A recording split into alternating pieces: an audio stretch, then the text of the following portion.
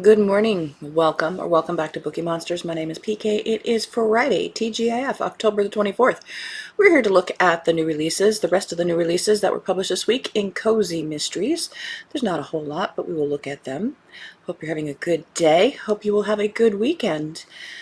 Quick announcements. I don't have any sprints tonight. I don't do them on Friday night. Our next sprints are tomorrow afternoon at 3 p.m. Eastern, and it will go for 5 hours. That is dedicated reading, creativity, napping time, whatever it is that is your self-care. Because you deserve it. Take it.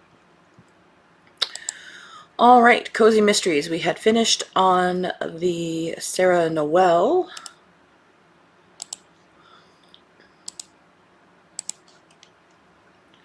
On Monday. A Donut to Die For by E. Hazard, second in the Velvet Scone Mysteries. A Poisoned Donut, a beloved baker accused, a small town full of secrets. Former investigative journalist Tamsin Blake thought running the Velvet Scone Cafe would bring peace and quiet. But when the rival gastropub's owner drops dead at his grand opening, murdered by a donut, her quiet life crumbles faster than shortbread. To make matters worse, her mentor is Iris McLean. The town's best baker is the prime suspect.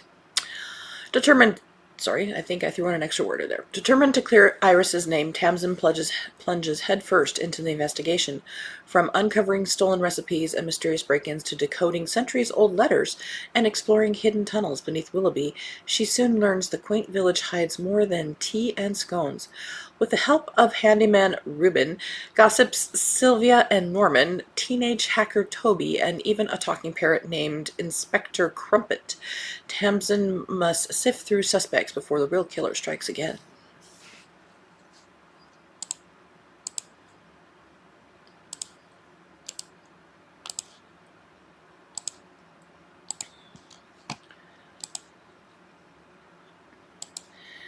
Mischief in a Bottle by Marie Andreas, first in Forgotten Hollow series. Life as a djinn was great. Magic didn't suck. I had a good life as an arena gladiator, also had a charming djinn boyfriend. All of it came crashing down when my boyfriend set me up to take the fall for his crimes. After 100 years serving time in my bottle, I was finally paroled on a backwater planet called Earth. My name is Cian. It's much longer in my language, but it works. I was so grateful for being paroled that I never asked where I was going. Forgotten Hollow was one of those cute little mountain towns that I'd heard about but never wanted to see. I was a big city girl, and within the Ultrasphere collection of worlds, I'd seen cities 10 times as large as Tokyo and Delhi combined. Now I was in a cute town living in a cute cottage. I wasn't alone. The people behind my parole had assigned me a centurion to keep an eye on me. They changed him into a goat to be less obvious. There was also my late and unlamented ex-boyfriend's cat. Having a talking goat and a talking cat was tricky in an Earth town, but it was comforting. I'd even made friends. 3 mystery-loving old ladies who loved to cook. Can we just throw in the kitchen sink now? As I loved to eat and had developed a love of late-night TV cop shows, it was a good match. There was even a love interest, Detective Jack Lanklin. Tall, dark, and hunky. Things were starting to go my way until the bodies started dropping. Good Lord. How many pages? 422. At least there's development of a sort. End of that row. Good morning, Lena. How you doing? She says, good morning, and she's good. Oh, good to hear.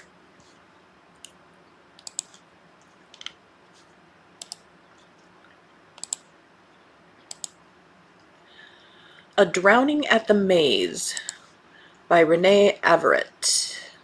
Third in the spotlight, Sleuth, Isla Reed Paranormal Mysteries. In Arbordale, secrets don't stay buried, and neither do the dead. Isla Reed thought Halloween would be all rubber ducks and corn mazes. Rubber ducks? Instead, she's designing a haunted attraction at Fairbourne, the town's storied mansion that hums with ghostly unrest.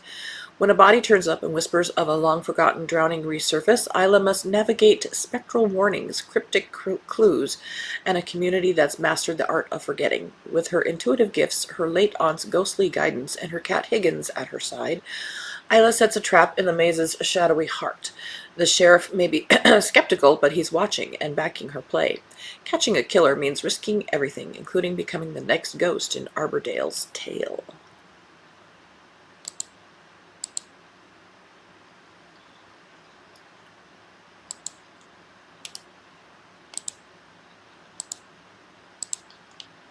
The Winthrop Castle Affair by B.D. Churston, 6th in the Lady Jane and Mrs. Forbes Mysteries.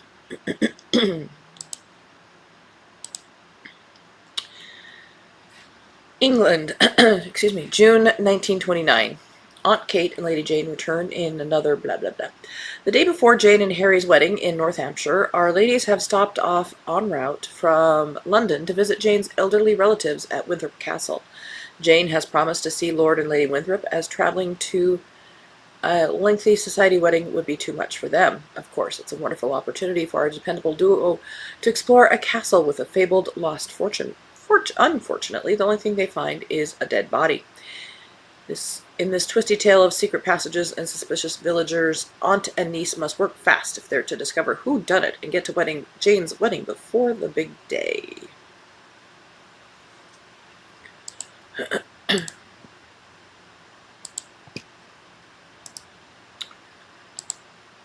Crystal Clear Balance, 2nd in the Mistwitch Mindslider Mysteries. We did one of these last week, and it was a little trippy, if I remember right. Fortuna Delphi is just settling into her new role as leader of the Mindslider Coven, which mostly involves dealing with interdimensional portals in casserole dishes and sentient books with matchmaking ambitions. The magical infrastructure of Mistwitch Hollow is a mess, but Fortuna is determined to bring things back into balance. But when notoriously crooked paranormal insurance adjuster Cornelius Grimsby is found dead in the woods with the word "rejected" stamped on his forehead, Fortuna's administrative duties take a deadly turn. With the entire town celebrating Grimsby's demise, everyone is a suspect, from a rival bookstore owner with military-grade mental shields to a restaurant owner whose fortune cookies predict the future.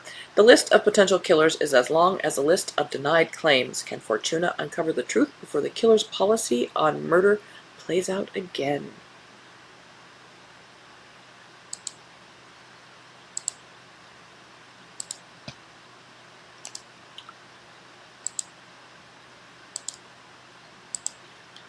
Murder Most Quiet. I like that title. By Nellie H. Steele, 3rd in the Great Maine Mysteries. When artist Emily Harper stumbles upon a long-lost locket buried beneath a crumbling Maine farmhouse, she never expects it to lead her straight into danger. But as she follows the trail of cryptic symbols and whispered legends, she finds herself drawn to an eerie cemetery and a secret passage that should have remained sealed. Before she can piece together the mystery, Emily is trapped underground, and she's not alone. With time running out, a killer watching her every move, and a treasure that may never have existed, Emily must untangle the past before she becomes just another ghost story. End of that road.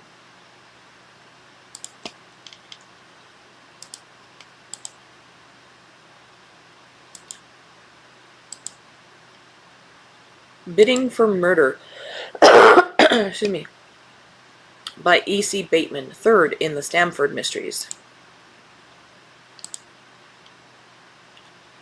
When an old school acquaintance calls on auctioneer Felicia Grant for help, she finds herself at a glittering Halloween bash at the exclusive yet mysterious Aquitaine Club. What starts as an enchanting evening of feasting and spooky traditions soon turns deadly. With the clock ticking towards midnight, Felicia finds herself in a race against time to uncover a clever killer hiding among the shadows. It says every book in this series can be read as a standalone.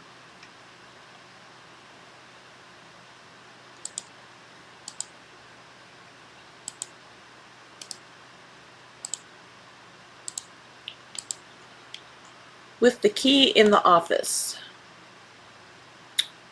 Why was this in mysteries? This is listed as a fantasy. It talks about a heist. We'll talk about it. Third in the Godmother Training Academy by Leah Davis, L.A. Barouf, and Lacey Carter.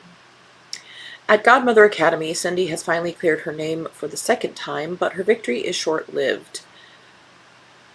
When a mischievous ghost impersonates Cindy to steal a legendary key that unlocks any lock, chaos ensues. Cindy feels an unexplainable connection to this ghost, a bond that puzzles her as much as it threatens her safety. With her loyal friend Jessie by her side and Robbie stepping up to help, Cindy must unravel the mystery behind the ghost's motives before it's too late. As they navigate the enchanting yet treacherous halls of the Academy, Cindy races against time to reclaim her identity and stop a dangerous heist, all while trying to uncover the truth about her unexpected connection to the spirit. This time the stakes are higher, and the Academy's faith in her hangs by a thread. Will Cindy be able to save herself and those she loves, or will she lose everything once more? Excuse me.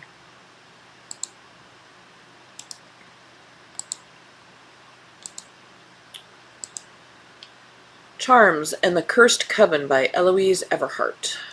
9th in the Williams Witch Mysteries. The past has come calling, and this time it's not taking no for an answer. After a long hunt for answers and the unearthing of long-buried truths, Danny Williams faces her greatest threat yet. Meredith Walker has escaped. As the vengeful spirit wreaks havoc on Point Pleasant, Danny must uncover how Meredith broke free and find a way to end her reign of terror once and for all. She must protect her town, her family, and her coven from the wrath of a woman wronged, and very much not at rest. The only way to stop Meredith for good is to finally break the curse. Danny must rely on her coven, her magic, and every ounce of grit she has left. But laying Meredith to rest won't be easy, and the cost might be more than Danny's willing to pay. This is the final book in this series, it says.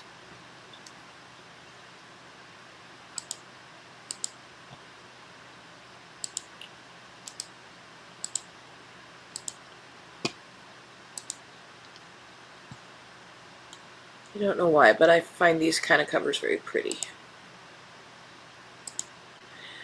Terrors and Tinctures by Allie Catt and Tasha Oakwood, 3rd in the Witches of Willowbark Cozy Mysteries. A knock on the door after dark, especially if it's a delivery of potion ingredients you didn't order. When a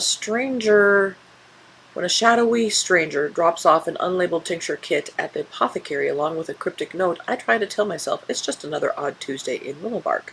Then people start falling into enchanted sleep, one by one, all dreaming the same chilling vision. A corpse hanging from a tree in the Glimmerfen forest. Creepy for sure, but dreams are just dreams, right?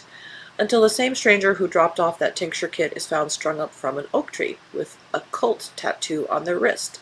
Now the herbs are reacting to moonlight, the coven's on edge, and the magical boundaries around town are crackling like overcooked toffee. I didn't sign up for magical plagues or town-wide terror. I just wanted to restock the chamomile and keep my cat dragon from setting the curtains on fire. But Willowbark has other plans, and this time no tincture in the world can keep the nightmares at bay. Grab your copy of blah blah blah blurb. It sounds kind of dark. Cozy dark.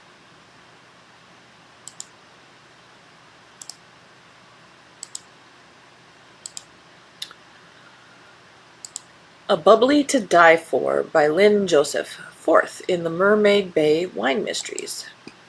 I also like these covers. She just looks like she's tired and done. Noelle Knight thought pouring champagne at a beachside wedding would be her easiest job yet. Instead, one sip of bubbly leaves a guest dead and her wine shop's reputation on the line. Determined not to let the grape escape be ruined, Noelle dives headfirst into the mystery, but between jealous bridesmaids, secret affairs, and old family grudges, the guest list is overflowing with suspects, and the closer she gets to the truth, the more dangerous the party becomes. With her mischievous cat, Cabby, prowling for clues and 2 handsome men stirring up her heart, Noelle must solve the case before the killer makes her the next toast of the town. Raise your glass to another sparkling installment of the Mermaid Bay Wine Mysteries, where small town secrets, romance, and murder are always on the menu.